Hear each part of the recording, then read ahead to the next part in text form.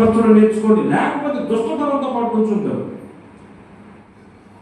దేవుడు ఒకవేళ మీకు మారు మనసు మనల్ని మార్చుకోండి, రక్షించబడని మీ మనసును మార్చుకుని దేవుడు వైపు తిరగంగానే అని చెప్తే నిజంగానే ఆయన మాట విని మమ్మల్ని మీరు పరిశీలించుకొని, అయ్యా నీకు వ్యర్థంగా దుష్టకార్యములు చెడు కార్యములు చేస్తున్న మమ్మల్ని క్షమించని ప్రభుని మార్చుకోండి, లేకపోతే దుష్టతరం వార్త నిలబడుతుంది.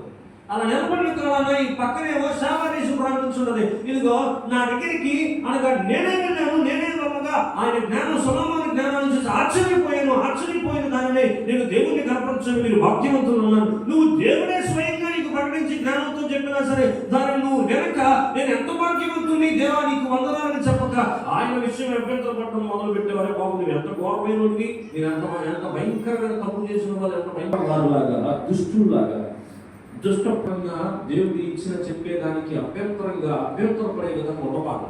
ఆ చెప్పి జాలే అయ్యా, నువ్వు చెప్పి జాలే అని అనుకునేలా ఉండబాడు. అలా ఇంకో విషయం ఏంటంటే